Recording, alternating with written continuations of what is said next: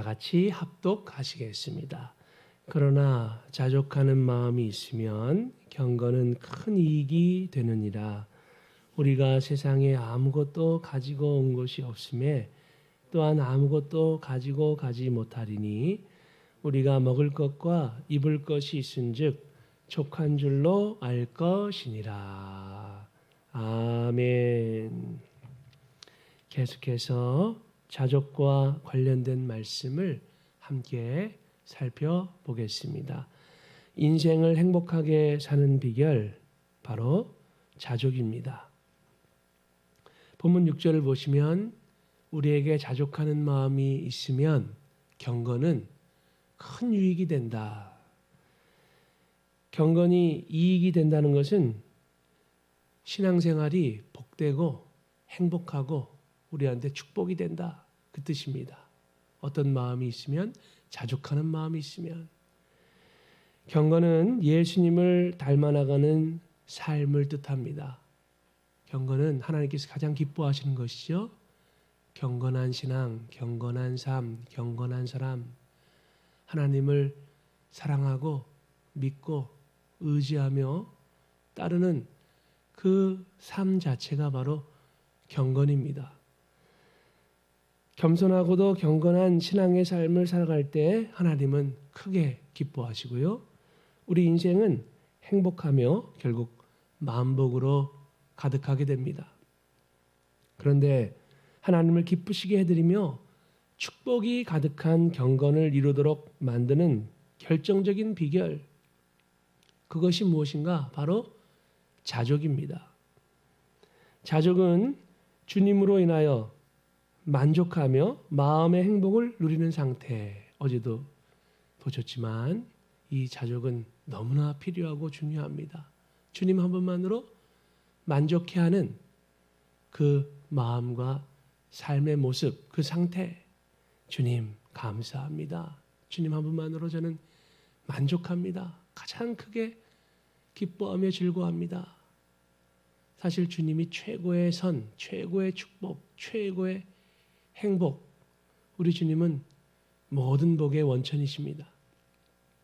그러기 예수님을 믿고 의지하고 주님과 진정으로 사귀어 교통하며 인생을 살면, 주님과 동행하며 살면 행복을 누리지 않을 수가 없습니다. 예수님 안에 있으면 그 사람이 예수님을 진정으로 믿고 따르는 인생을 살면 반드시 복되고 행복하게 되어 있습니다.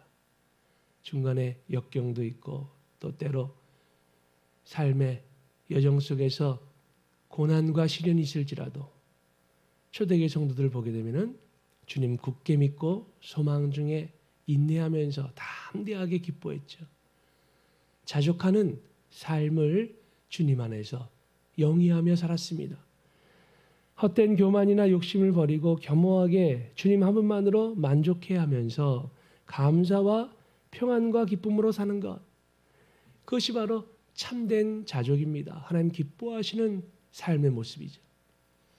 바울은 빌립보서 4장 11절에서 어떠한 형편에든지 나는 자족하기를 배웠다. 우리도 바울과 같이 믿음의 선진들처럼 예수님께로부터 자족하는 마음과 삶을 꼭 배워야 합니다. 반드시 배워야 합니다. 그래서 스펄전 목사님께서는요, 우리 그리스도인들은 자족을 배우는 자족의 대학에 입학한 사람이다. 최고의 대학, 학부는 자족의 대학인데 자족의 대학에 입학해서 자족을 배우는 이 삶의 과정이 있다. 그렇게까지 고백을 했습니다. 자족은 인간의 자연적인 성향이 아닙니다. 사람은요, 그대로 내버려두면 자족을 모릅니다. 인간은 다 교만과 욕심과 죄성이 너무나 많습니다. 인간의 내면을 성경의 빛으로 비춰보면, 들여다보면은 다 우리는 죄인들이고요. 마음에 교만이 많고요. 스스로 주인 노릇하고자 하면서 알고 보면 사탄의 종 노릇하는 것인데 하나님 없이, 하나님을 떠나서 그렇게 해서 강팍하게 완악하게 또 헛된 교만과 헛된 쾌락과 헛된 정욕과 사욕으로 살아가는 그 내면의 모습, 모든 인간들이 다 그 죄성이 그것을 추구하고 있습니다. 그렇게 살면은 행복이 없는 것이죠. 그렇게 살면은 다 망하게 되는 것이죠. 반드시 불행과 멸망에 빠집니다. 인간은 교만과 욕심과 죄성이 많습니다. 그래서 주님 닮은 겸손과 감사를 바탕으로 한 자족은요, 저절로 생기지 않습니다. 모든 아름답고 성숙한 것은요, 저절로 생기는 법이 없습니다. 그래서 잡초가 빨리 자라게 되는 것처럼 오히려 잡초가 빨리 자라며 땅에 가시덤불이 나게 되는 것처럼 이게 자연스러운 것이죠. 욕심 가운데 불만을 품고 원망하는 것이 인간의 자연스러운 태도이고 행동입니다. 인간의 본성, 바로 자족이 없는 그런 죄성.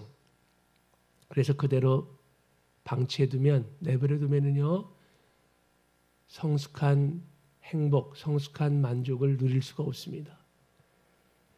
그러한 죄된 잡초와 엉겅퀴는 가꾸지 않아도 저절로 무럭무럭 자랍니다. 불평은 가르칠 필요가 없습니다. 불평해라, 불평해라. 불평을 명하고 가르쳐주고 알려준다고 또 배운다고 불평이 생기는 게 아니죠. 가르쳐주지 않아도 배우지 않아도 누구에게든 원망 불평은 저절로 자랍니다. 그래서 자주 다툼과 미움, 불평에 빠져 불행하게 됩니다. 온갖 인격장애가 생기죠. 인격장애는 인격이 고장나는 것인데요. 인격적인 질병이 사람들 모두에게 다 많습니다. 어떤 사람은 경한 사람이 있고 또 중한 사람이 있고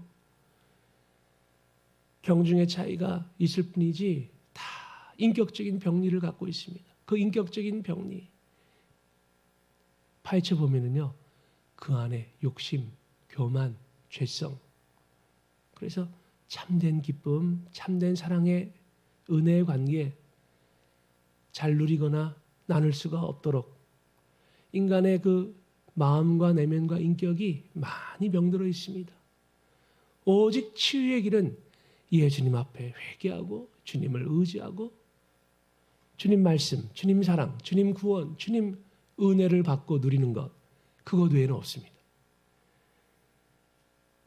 그냥 내버려두면은요, 불평 교육을 받지 않아도 누구나 어느새 불평과 불만에 빠지고 불행하게 됩니다.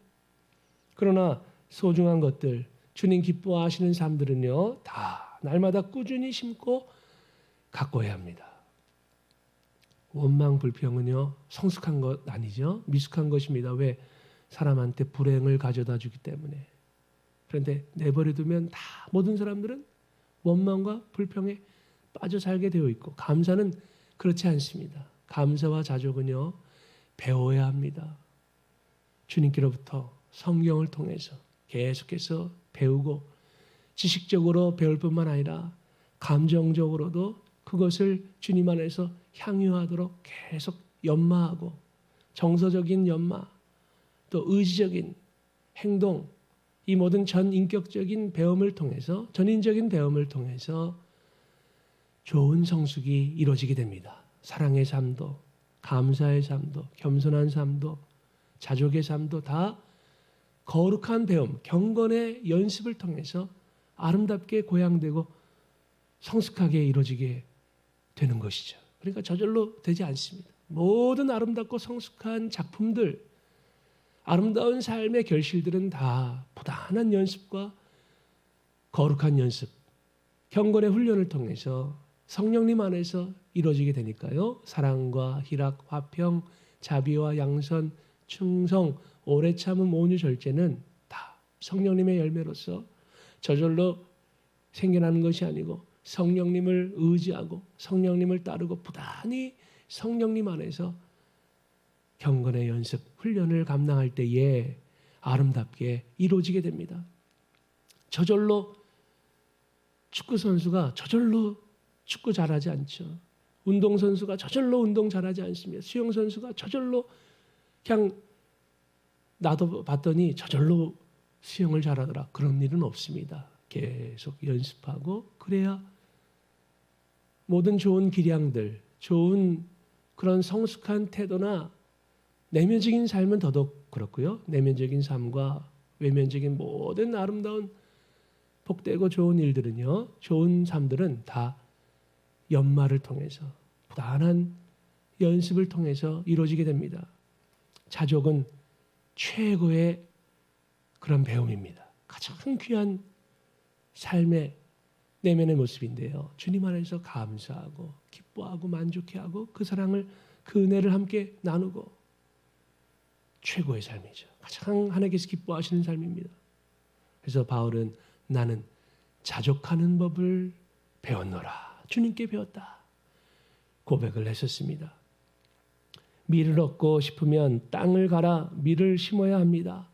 꽃을 원하면 정원을 가꾸고 잘 아름답게 보살펴야 합니다. 저절로 정원이 가꿔지지 않습니다. 저절로 마음의 밭이 아름답게 가꿔지지 않습니다. 자족할 줄 아는 마음은 천국의 꽃 중 가장 아름다운 꽃이요. 내면의 가장 아름다운 정원과 같습니다. 예수님의 말씀을 자양분으로 해서 겸손과 감사로 날마다 시시로 물 주며 가꿀 때만이 성령님 안에서 피고 결실하는 행복의 꽃이요 축복의 열매인 것입니다. 그러므로 주님 안에서 행복하고 복된 우리의 인생이 되려면은 저와 여러분은요 주님 안에서 자족을 심고 가꾸고 배워야 합니다. 이게 최고의 축복, 최고의 영광, 최고의 아름다운 은총에 주님 기뻐하시는 은혜에 이르는 삶입니다. 오늘도 헛된 교만과 욕심들을 버리고 주님 안에서 겸손과 감사로 자족하시면서 주님과 동행하시는 삶, 복되며 행복한 모두의 삶이 다 되시기를 간절히 바라면서요. 자족, 어제도 보셨죠? 하나님이 허락하신 것에 감사하며 만족해하는 것. 자족하는 마음으로 살라. 자족하는 마음이 세상 유혹을 이깁니다. 자족하는 마음이 탐욕을 이기게 합니다. 자, 여기 이제 이찬수 목사님 복음으로 산다 책에 나오는 내용인데요. 하나님이 내게 주신 내 아내, 내 남편이 마음에 들지 않아도 도대체 내가 왜 이런 사람과 결혼했지 싶어도 하나님 앞에서 하나님이 내게 주신 귀한 선물로 여기고 자족하기 바란다. 옆집 아이들은 저렇게 공부도 잘하고 말도 잘 듣는데 도대체 우리 아이들은 왜 이런가 싶더라도 그 말썽꾸러기 아이조차 자족하며 품고 사랑할 때 그 아이는 반드시 변화된다. 자족과 사랑, 겸손과 감사, 자족, 사랑 이 모든 것은 다 주님 안에서 연결되어 있습니다. 모든 삶의 행복과 축복을 가져다주는 결정적인 통로요 방편입니다. 만족할 줄 아는 사람은 진정한 부자입니다. 탐욕스러운 사람은 진실로 가난한 사람입니다. 왜요? 행복을 누리지 못하기 때문에, 참된 만족을 누릴 수 없기 때문에. 감사는 만족한 삶을, 풍성한 삶을 살게 만들고요. 하나님께 감사하는 우리, 감사하는 마음과 자족의 마음은 언제나 직결되어 있습니다. 그래서 감사 배워야 합니다.